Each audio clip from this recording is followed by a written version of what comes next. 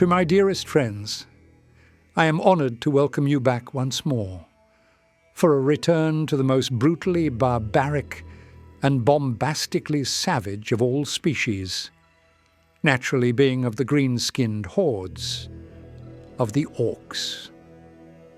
The anarchic tribes have thus far been recorded in nearly every corner of the vast cosmos, ranging from the cold and hostile wastelands of the Ghoul stars to the roiling hellscapes found within the Eye of Terror, and to almost every world in between. Now, this wouldn't be so bad if they kept to themselves as loose tribes of ferals, but most unfortunately, that is not to be the case, as every single orc, no matter where he is to be found, only craves one thing: war. We might think that the Imperium of Man is an empire defined by war, since every aspect of their society is generally focused towards supporting the iron colossus of its galaxy-spanning military. But even then, they cannot compare to the raw fixation that your average greenskin holds towards charging forth and getting stuck in with a good fight. This monomaniacal obsession with violence eclipses all thought, as what else is there to think about when there's a brawl to be had? If we were to observe an orc tribe for just a few hours, we'd naturally end up witnessing innumerable squabbles between the boys, with the brutes not really caring for their own safety as they grab their shooters to settle a dispute on who has the shiniest teeth. Again, if the orcs just fought each other in their own camps, it'd be fine, and they wouldn't pose all that much of a threat to anyone but themselves. Unfortunately, however, they're almost never content to remain within their camps. When a group of orcs is large enough, the biggest and the greenest of their lot will rise up as the new boss.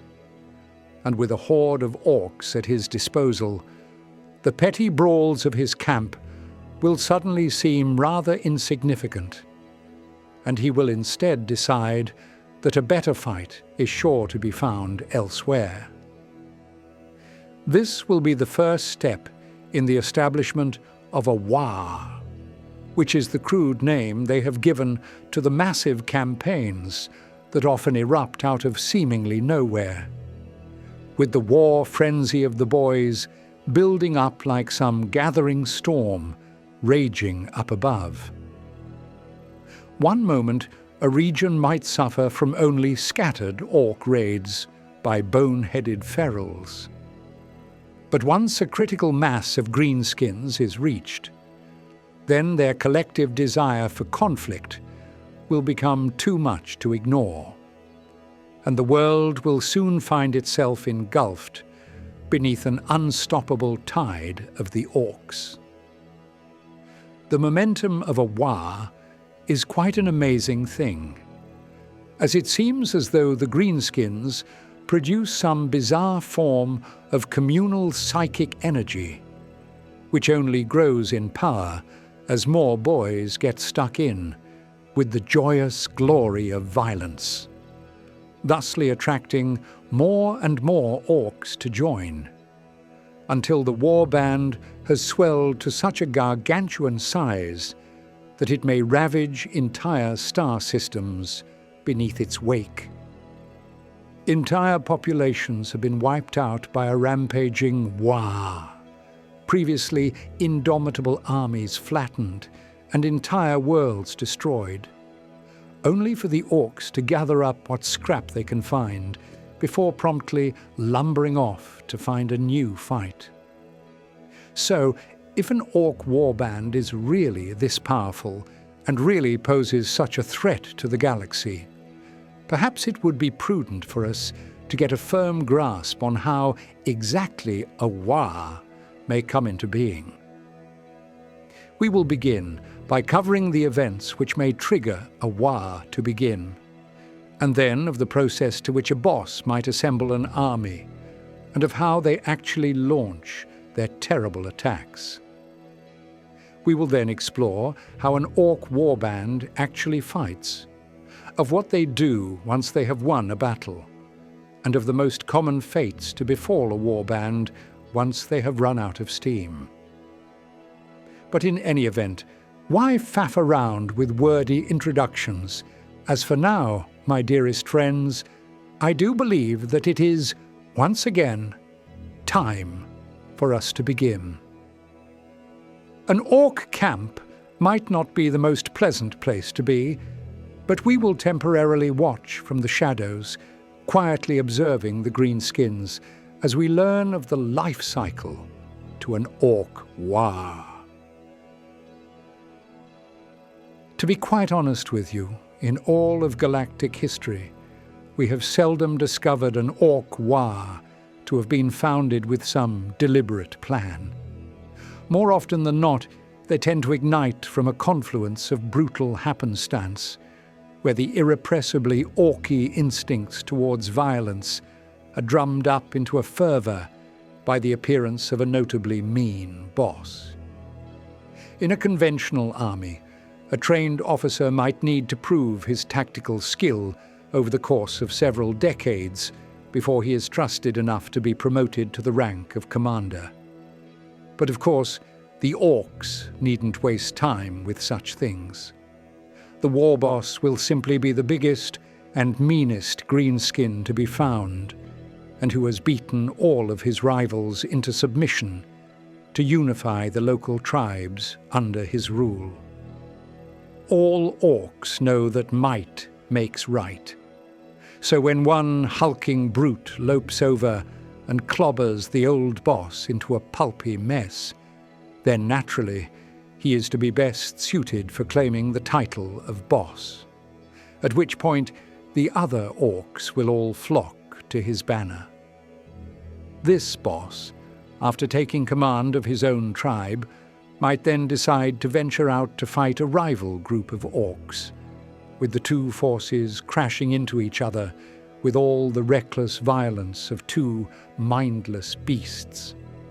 And whoever emerges victorious will then assert his dominance over the greenskins of the rival tribe, thusly growing his warband with frequent bursts of newcomers.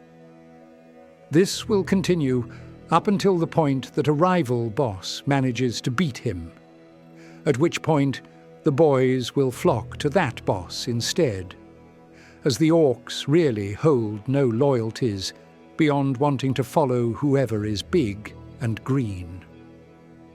As word spreads of a new war boss clobbering everyone in his path, orcs from around the world might decide to abandon their old tribe to join this new one, purely because the news signals that there is indeed a fight to be had. And so why wouldn't they drop everything to find a way to take part? Sometimes, however, a Waaagh will start almost by accident. A minor raid or small skirmish might snowball unpredictably as nearby orc mobs pile in for the fun. It is not unheard of for a localized scrap to suddenly escalate when additional bands of bored orcs show up, each eager to outdo the other in their carnage. This can then leave the main war boss with a surprisingly large army, who seem to just show up out of nowhere, and who will now look to him for directions, lest their assemblage devolve into a bloody fight for power. On that note, orcs are notoriously quarrelsome and hyper-violent. So if they lack an external enemy, then they will gleefully fight each other just for the sake of it. On isolated worlds, whole greenskin tribes have been known to grow restless after going too long without a proper war, prompting a spontaneous mass crump-in, where the mob simply falls in on itself, smashing each other as some violent method of letting off a little steam. Such outbreaks can actually end up unifying the orcs, as once enough of them are stuck in the brawl, then they may collectively decide to channel this energy outwards and to find a bigger enemy to fight, off-world. There have been a few occasions where a Waaagh seems to come from a slightly more mystical origin. Weird boys are orcs who have been blessed, or perhaps cursed, with a powerful connection to the curious psychic energies of the greenskins. It's tricky to explain this psychic energy, as it's distinct from the typical psychic method of reaching into the warp. But in basic terms, all orcs contribute to a field of Waaagh energy, which rises in strength as you add more orcs and exponentially intensifies when said orcs are fighting in a battle. The Weird Boys can manipulate this energy to unleash monstrously destructive psychic powers, but sometimes the sheer currents can overwhelm them, causing their heads to explode in a blast of green lightning. The nearby boys, a bit perplexed, might interpret this as being a sign that Gork and Mork are tired of them sitting around, and that they need to launch a Waaagh, lest their own heads similarly detonate. Orcs follow a strong herd mentality, and due to their migratory nature, we often find groups of disparate orc forces merging together, transitioning their minor tribes into one formidable warband. The runtier war bosses don't necessarily need to be clobbered to join, as they can in fact pledge their support to the biggest boss, who might one day be referred to as a warlord. But so long as they remain loyal, then they will be allowed to lead their own mobs, so long as it's always at the direction of the main boss. Take the Armageddon Wars, for instance, and you'll see that Gazgul brought several dozen mighty war bosses to lead their own groups of warbands, each of whom would usually be considered as terribly powerful, yet who all paled in comparison to the green might of old Gaz. Finally, the orcs might unite to form a Waaagh in reaction to being attacked by an otherwise insurmountable foe. If a rival power strikes an orc world, perhaps in the form of an imperial invasion or tyrannid swarm, then the squabbling tribes might put aside their differences and band together to make sure the coming fight would be good and fun. Should the orcs be victorious, then their victory often snowballs into a new Waaagh, as the emboldened horde decides to keep up the momentum and ride the wave of war until it finally and inevitably breaks. It's all well and good to understand how the seeds of a Waaagh might emerge, but at the moment we would just have a war boss with some rather grand ambitions, yet a comically meek force. So with that in mind, what is the actual process of him transforming a few bumbling tribals into an earth-shatteringly vast horde? Well, in the last chapter, I mentioned how a boss might beat a rival into submission, thereby absorbing his mob into the growing warband, or by merging their forces together. And all in all, this leads to a snowballing scenario, where one group will grow large enough to at least stand as a regional warlord. But, though it sounds like a simple process, the boss will always be in danger from ambitious orcs within his own tribe. Every knob will harbour some desire to take charge. After all, he'll be bigger than the runty orcs beneath him, and the boss can't be that much bigger. So maybe one day he decides that the tribe is in need of a little change in management. Many orc warbands die quite early, when a promising boss gets cut down by a rival, who himself is too weak to wrangle control, thusly leading to the entire mob splintering back into nascent tribes, led by feuding runts. Only the strongest and the savviest of bosses can survive this initial period, but those that do will often end up commanding over a horde far larger than he ever thought possible. The most crucial way of gathering an orc army is for the boss to keep the boys as busy as possible, leading them on raids and squig hunts, or by permitting the clan-following orcs to set up their own little areas dedicated towards whatever it is that interests them. The raids and small skirmishes will keep the boys loyal, since they'll associate their boss with the joy of scrappy violence. And if word of this spreads, more orcs will begin to flock so that they can take part in all the fun. Similarly, if a clan area becomes quite impressive, perhaps with a large racetrack for the speed freaks, for instance, then other speed freaks will make their journey over. At first, just to partake in their high-octane races, but if these are good enough, then they might just settle down for good and join with the growing warband. As more orcs come together, the subconscious Waaagh energy around the tribe will similarly grow. And this creates an almost gravitational pull to orcs across the entirety of the world. And it will eventually attract orcs in nearby star systems, but that comes far later than this meek tribal stage.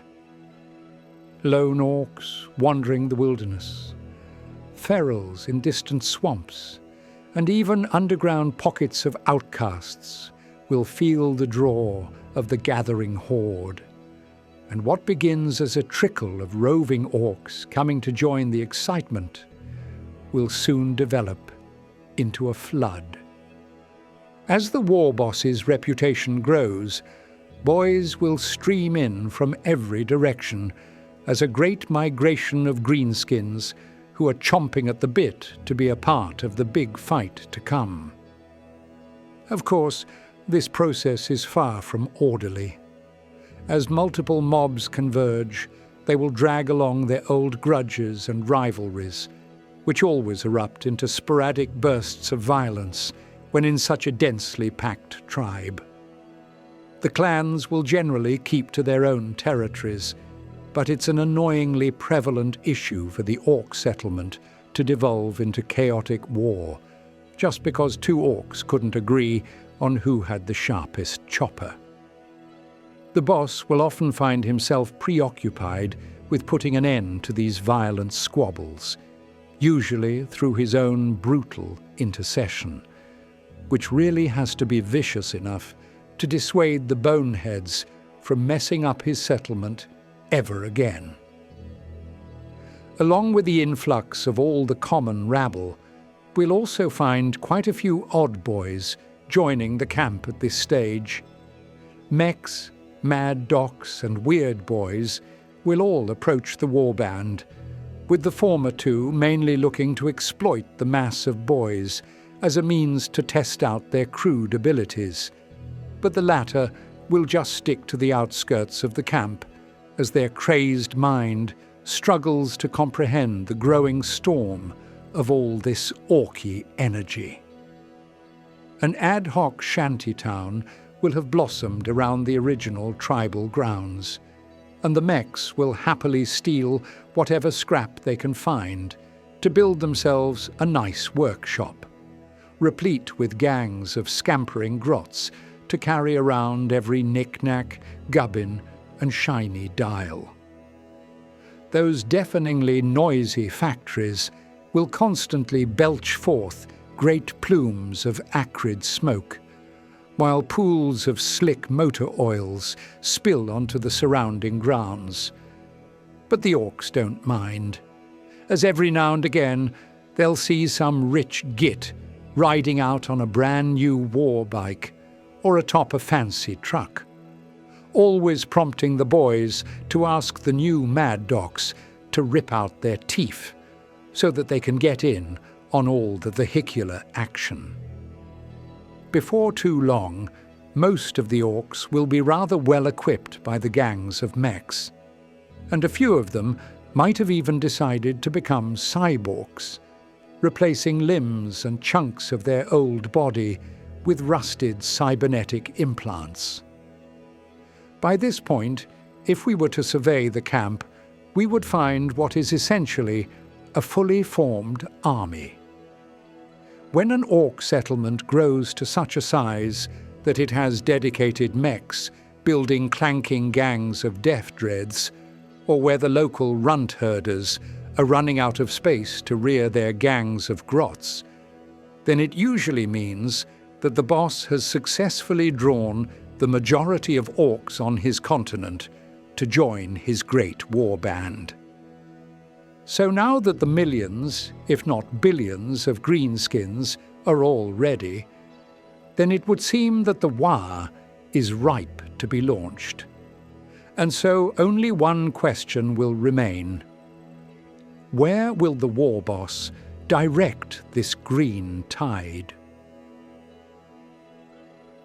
Before the Orks can wreak havoc on other worlds, they must first conquer their own. By the time a Waaagh has swelled to maturity, the greenskin hordes will have overrun virtually all opposition on their home turf.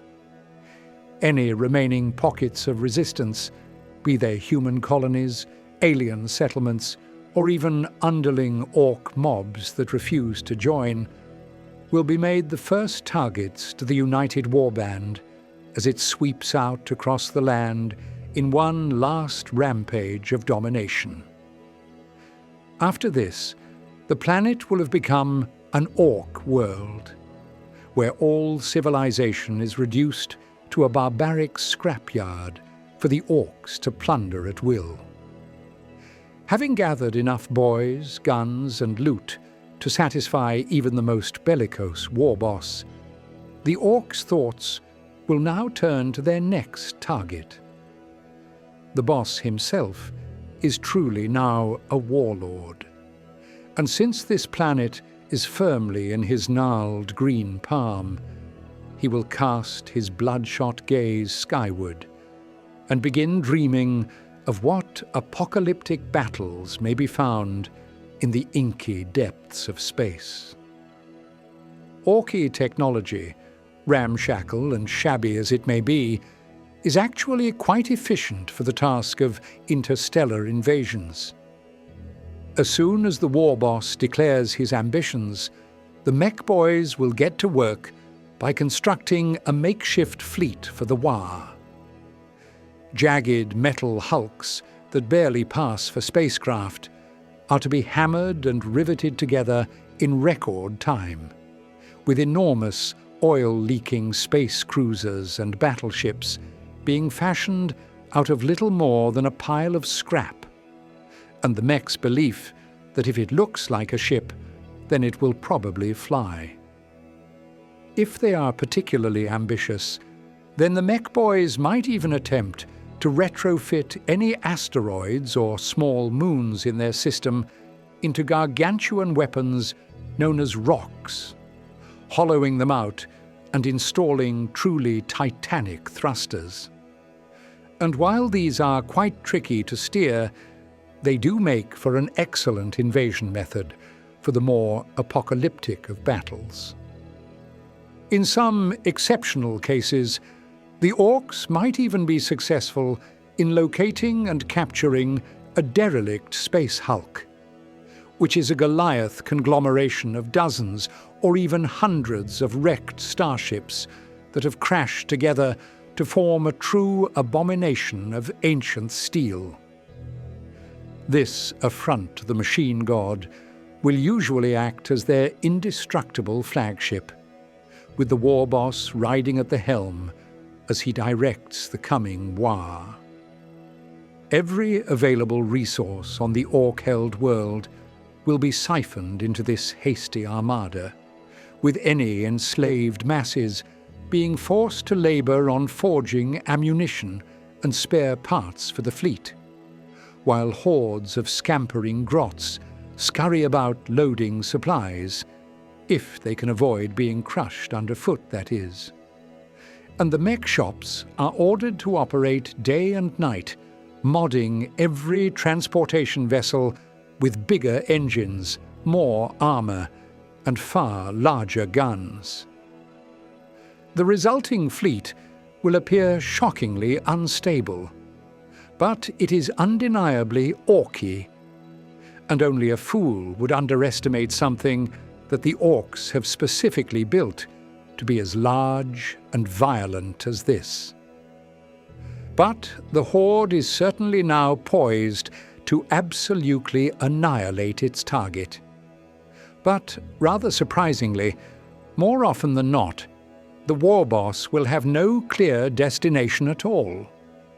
Instead, he believes that all the hard work has been done, and now all that is left is to point his horde at the stars and hope that he finds an enemy. Such aimless wars can drift through the void for years, and if no foe is encountered, then frustration will obviously mount, and the Orks may even turn on their warlord for wasting so much of their time.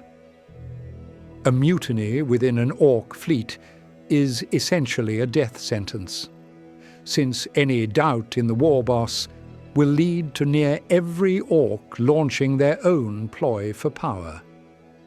And in a few short hours, the ships will be turning their guns on one another, reducing the entire fleet into little more than a field of crude scrap, and a number of ragged survivors who are more keen to head back home than of faffing about in this cosmic wasteland.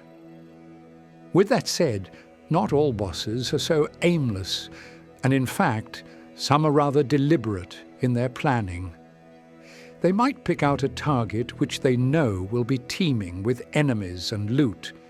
So, an Imperial Hive world, perhaps, or a rival Ork world, where the promise of a truly colossal battle awaits. The most cunning of greenskin leaders, rare though they are, might even chart multi-world trajectories, plotting to surge through one star system after another in an ever-expanding spiral of war. They also know that each victory will draw in more Orks from afar, further swelling the Waaagh with new boys as it carves apart the local systems in its barbaric rampage. But we're getting ahead of ourselves, and after much deliberation, a boss must decide on where will be the first target to his mighty Waaagh. With the fleet in orbit and the boys howling for blood, the war boss will give his order to attack, and throughout the fleet will the alarms roar, typically triggered from the slamming of a big red button. What follows will be an invasion entirely unlike anything an Imperial commander might imagine. It will be the most reckless, unrelenting, disordered, and bombastically chaotic of maneuvers ever seen, with the starting gun being of a full-speed descent into the upper atmosphere of the now doomed world. Green-skinned pilots, screaming in glee, will put the proverbial and literal pedal to the metal as they smash their ramshackle ships straight into the enemy planet's surface, preferring a truly dramatic crash landing to any quasi-cautious approach. The rocks will simply be hurled down from orbit, where they descend as balls of incandescent flame, finally impacting in a crust-shatteringly large explosion, reducing entire hive cities to blasted craters in but the blink of an eye. Ork assault crafts will careen down through the contrails of dense exhaust, guns all set to automatic, with not a single pilot concerned about such frivolities as flak fire or finding a safe landing zone. More often than not, the first wave of an orc Waaagh will just slam into the world like a meteor swarm, and with each strike, mobs of the hardy orcs will claw themselves out from the wreckage, bellowing their battle cries and firing wildly into the air, howling with feral glee like an excited dog, that indeed this is the time for a good Waaagh. We often see the orcs as a bunch of bumbling fools who are almost comedic in how inept they are in every field. Yet when it comes to an actual war, all that humour simply melts away. They are a species descendant from a biological weapon, and who feel naught but frenzied joy at hurling themselves into the most chaotic of battles, where the hulking brutes will use whatever crude weaponry at their disposal to bludgeon and chop anyone before them. Once upon a target world, the orcs will charge out from the ruins of their transport vessels as a green tide, with the boys packed shoulder to shoulder, their marching just about drowned out by the deafening roar of those millions of alien beasts who live for nothing but the sheer thrills of battle. An unpredictable stream of frenzied gunfire will burst from this horde, with some areas opening up in a glorious burst of daka-daka from the affluent flashgits, and others to be occluded in dense smoke as grot-guided rockets scream skyward. There isn't really a cohesive strategy here, other than every boy wanting to get stuck in, which tends to default to the orcs just rushing forward in a desperate attempt at reaching the front lines, without ever really considering their safety in the charge. At the forefront of this wave will be the loudest and fastest of the orcs, naturally being of the motorized speed freaks. Red always makes an orc go faster, so their bikes, trucks and scrap tanks will be slathered in a thick layer of scarlet paint, while the roaring engines are pushed into overdrive, carrying the vehicular boys far ahead, as the main mob is left in a storm of dust and exhaust.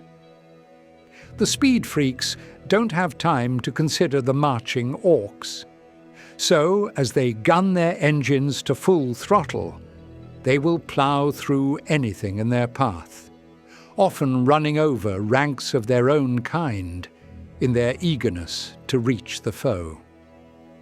Enemy flanking positions might be hit especially hard, often by accident, as swarms of spiked orc buggies and half-tracks careen off course. Some of the boys don't even bother slowing down to make their attacks, and they'll just hit the afterburners, ramp themselves off a hillock, and launch themselves directly into the defending lines. On impact, these flimsy vehicles will detonate like makeshift bombs.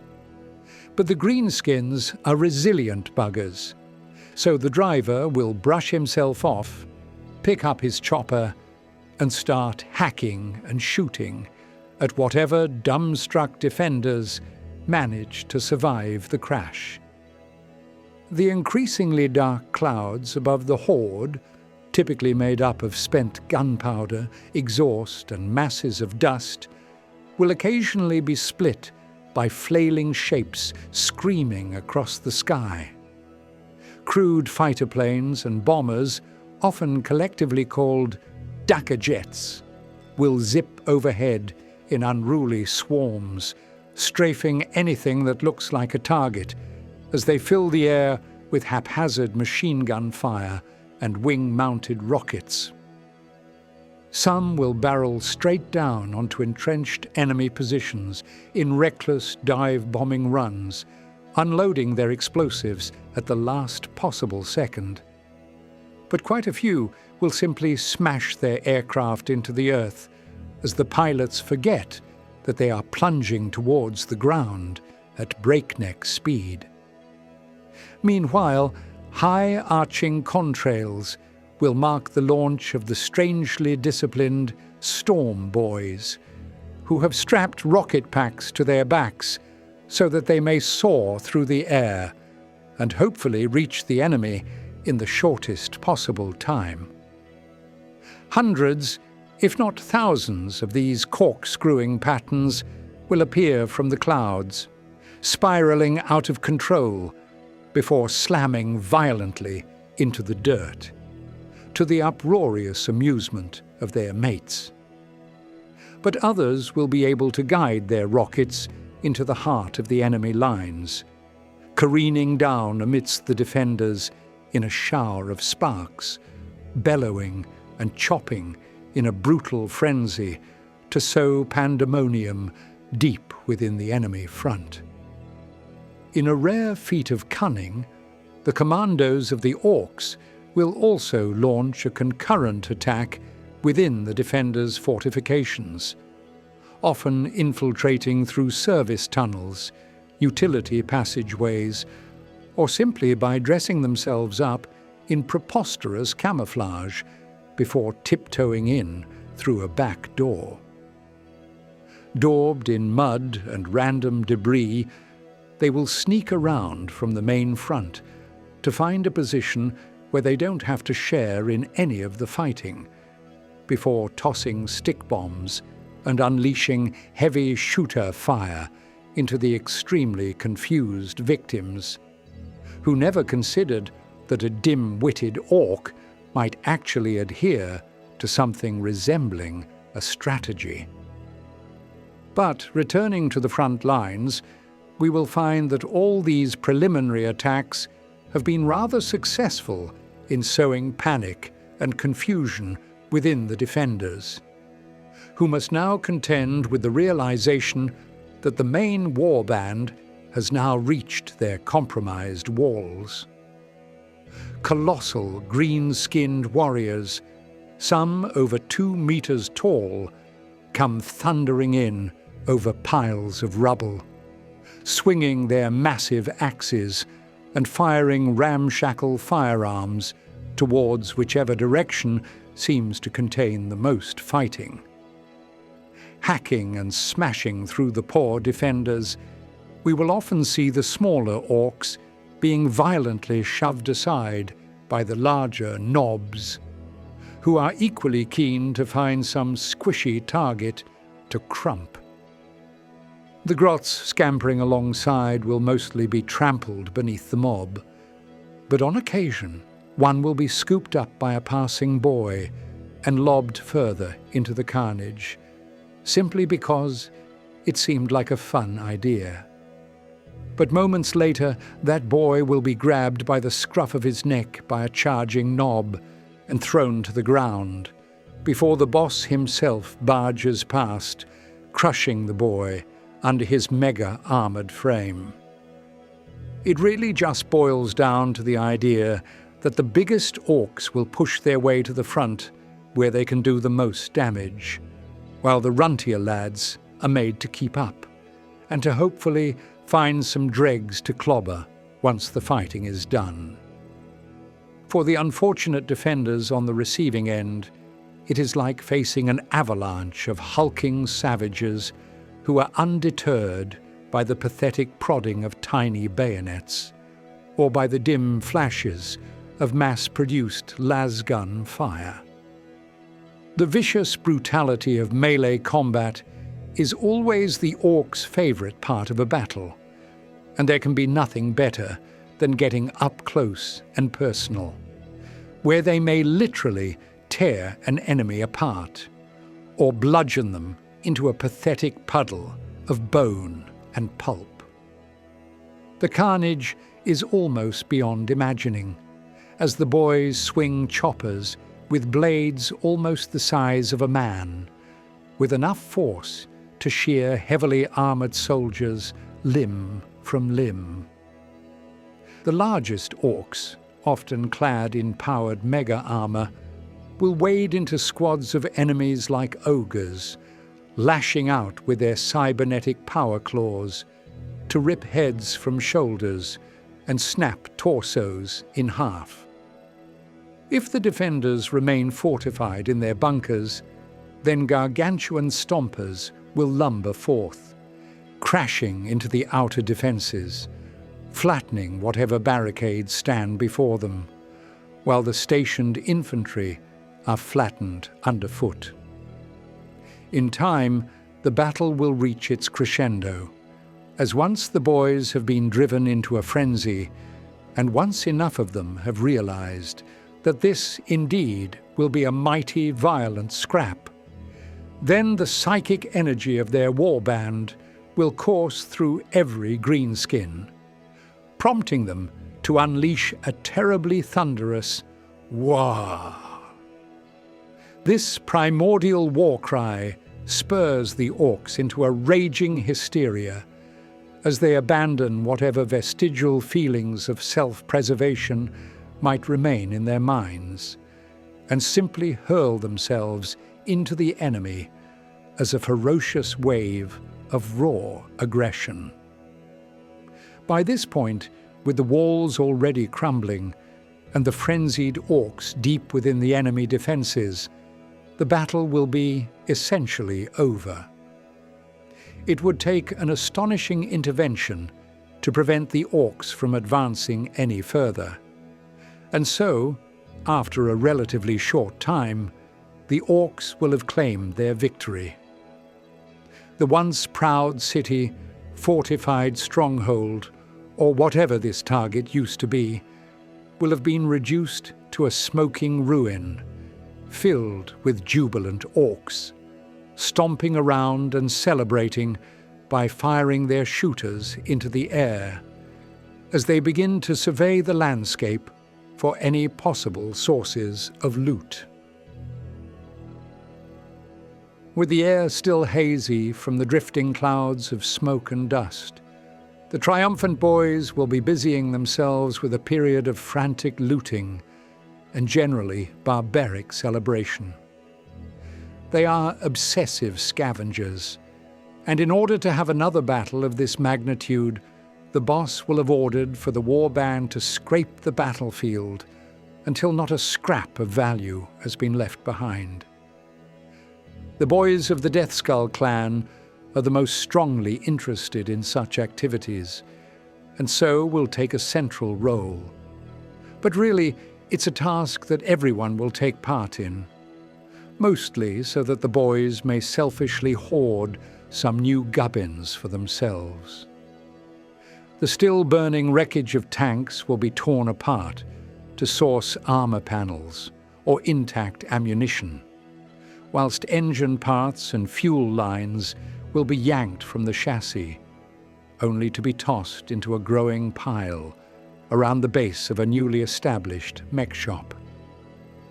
Weapons will be torn from the hands of the dead, with most of them to be melted down or haphazardly bolted onto an orc's own weapon, as of course greenskins will believe that every gun can be improved upon by the addition of a few extra barrels or a couple new triggers. In a similar manner to how the warband prepared for this invasion, so too will they use the mountain of scrap to reform their fleet, rearm their boys, and generally set themselves up for the continuation of their violent warpath. They will still utilize their grots for common busy work, but some warbands are known to enslave the survivors of their invasion, forcing them to work in the transformed scrapyard of their old home, until they inevitably expire, at which point they will be fed to the squigs and promptly forgotten. At this point, if there was a native orc presence upon the world, it will probably have crawled out from the wilds and sought to join the victorious war boss. It should also be noted that even if the world had never felt the touch of the Orks, that after this invasion, it will never again be free from their presence. For you see, the Orks release spores which settle deep into the earth and will later blossom into runty Orks, with the infestations often being so widespread and hard to shake that it has been recorded for newly formed Orks to emerge from craters on worlds burned to ashes from the sentence of an exterminatus. In any event, despite their victory, the Orks have a relatively short memory, and so even though they just had a phenomenal battle, the boys will already be itching for more. Thus, they won't be all that keen on settling down for too long, and the agitation will almost always lead to the Orks turning on one another to resolve their growing boredom. This isn't anything like a civil war or a vie for power, and it's mainly them letting off a little steam by clobbering one another, before returning to the more important task of gathering scrap or improving their gear. The fights might break out as the boys argue over who deserves the shiniest pieces of loot, but such disputes are expected from such a barbaric army. The war boss must, of course, assert some semblance of order in the new camp by cracking a few skulls together, or by loudly claiming that they'll be off on a new war as soon as dem zoggin mechs find their lucky spanner. Knowing this, the most cunning of war bosses will do what they can to keep the momentum of the war rolling on. Rather than lingering for too long in one place, he will urge the boys to pack up the loot, refuel the trucks, round up the squigs, reload their guns, and prepare to move on to the next war without delay. But no war may last eternal, and any wave, no matter how vast and powerful, will one day reach its furthest extent. And quite soon, the Orks will look back and realize they've reached that high water mark, the place where the war finally broke and began to roll back. There are innumerable ways in which a war can end, but broadly speaking, we may split them into two categories. Where there are those which were smashed apart by external foes, or those which imploded from within. The first and most obvious way will be that the Orks eventually meet with an army too strong to overrun, and in the process of blunting their invasion, will the momentum of the warpath collapse. This has occurred numerous times on Imperial fortress worlds, where the indomitable armies of the Imperial Guard, Sisters of Battle, and Space Marines have been successful in finally slaying the war boss and the bulk of his great mob. Deprived of victory, an experience the Orks do not handle well, the Horde will start to lose its cohesion, with individual mobs and clans growing too frustrated at the idea that there actually won't be a larger battle to be had, thusly leading them to break away and wander off.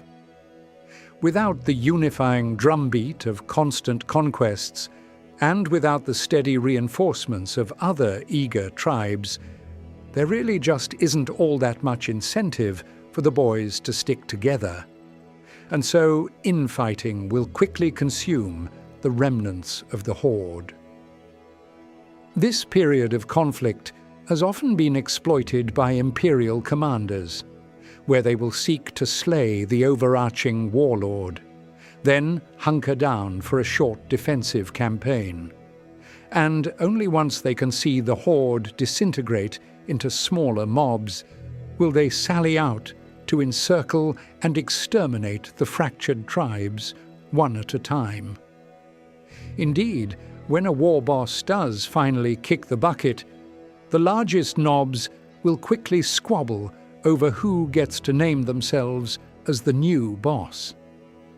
But in a vast Waaagh, there might be hundreds of prospective successors, all of whom think they've got what it takes, but none of whom are known or respected by the wider warband. What follows is usually the aforementioned chaos of tribal infighting, with every ambitious orc stepping forward to grab what loot and followers he can, before either leading his new mob towards a quick defeat, or out into the stars to find some quiet realm to raid and plunder. Even a profoundly successful Waaagh might one day meet the same fate, as the orcs are notoriously bad at sitting idle, and after the excitement of a big campaign, many will simply get bored of how long it takes to resupply such an enormous horde, leading to an exodus of the boys, and thus a disintegration of the Waaagh. The boss will obviously try to prevent them from leaving, but he can't be everywhere at once, and before too long, he might find that enough of the orcs have departed and taken enough of the loot with them that he just cannot convince the remaining mob that he has the size nor resources to launch another successful invasion. By this point, he is now no longer really a warlord. Sure, he's still a boss, but he's not the boss. And even though he might still be mean and green, if he can't control the barbaric rabble beneath him, then he's just not really fit to lead the boys. The rival bosses who departed from the main group might not get very far, building modest settlements out in the wastes of whatever planet they find themselves on. But this still results in the collapse of the great warband into a series of disparate tribes, who will only be able to come together once more if a strong enough boss steps forward and crushes all others into submission, thusly restarting the life cycle of the Ork Waaagh. Any world which once found itself at the end of an Ork warband will, unfortunately, find itself to be dealing with a constant plague of feral and tribal orcs for many decades, centuries, and possibly millennia to come.